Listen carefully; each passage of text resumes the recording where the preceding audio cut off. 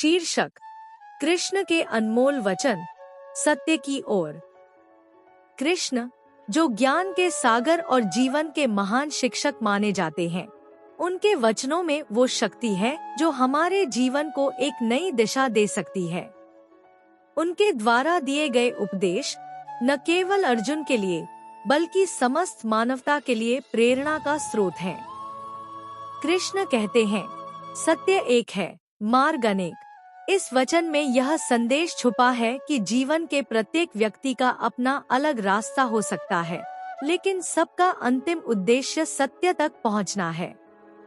हमें अपने मार्ग पर सच्चे और ईमानदार रहना चाहिए, क्योंकि अंततः यही हमारे जीवन का उद्देश्य है। कृष्ण का एक और महत्वपूर्ण वचन है, मनुष्य अपने विश्वास से बनता है। इस बात को समझना बेहद जरूरी है कि हम जो सोचते हैं वही हम बनते हैं। अगर हम अपने अंदर सकारात्मक सोच और विश्वास रखें, तो हम कठिन से कठिन परिस्थितियों का सामना कर सकते हैं। अपने विचारों को पवित्र और ऊंचा रखना, यही सच्ची प्रगति का मार्ग है। प्रकृति के साथ सामंजस्य में रहो। कृष्ण का यह संदेश हमें यह सिखाता है कि हमें अपने चारों ओर की दुनिया के साथ संतुलन बनाकर चलना चाहिए। प्रकृति का सम्मान और उसकी रक्षा करना हमारा कर्तव्य है। अगर हम प्रकृति के नियमों का पालन करते हैं, तो वह हमें सुख और समृद्धि प्रदान करेगी।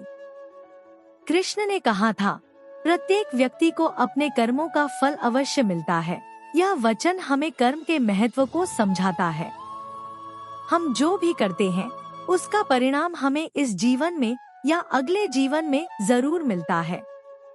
इसलिए हमें हमेशा अच्छे और सही कर्म करने चाहिए, ताकि हमें सुखद परिणाम मिले। शांति ही सच्ची विजय है। कृष्ण का यह वचन हमें अहिंसा और शांति का महत्व बताता है। युद्ध और हिंसा से कुछ भी हासिल नहीं होता। सच्ची विजय तब मिलती है जब हम शांति के मार्ग पर चलते हैं और दूसरों के साथ प्रेम और सहानुभूति से पेश आते हैं। कृष्ण का यह वचन भी अत्यंत प्रभावशाली है। जितेंद्रिय बनो। इसका अर्थ है, हमें अपनी इंद्रियों पर नियंत्रण रखना चाहिए। जब हम अपनी इच्छाओं और इंद्रियों पर विजय प्राप्त कर लेते हैं, तभी हम सच्चे अर्थों में मुक्त होते हैं और जीवन की सच्ची खुशी प्राप्त कर सकते हैं। निष्कर्ष, कृष्ण के वचन हमारे जीवन के हर पहलू को उजागर करते हैं। वे हमें यह सिखाते हैं कि जीवन में सत्य, विश्वास और शांति का कितना महत्व है।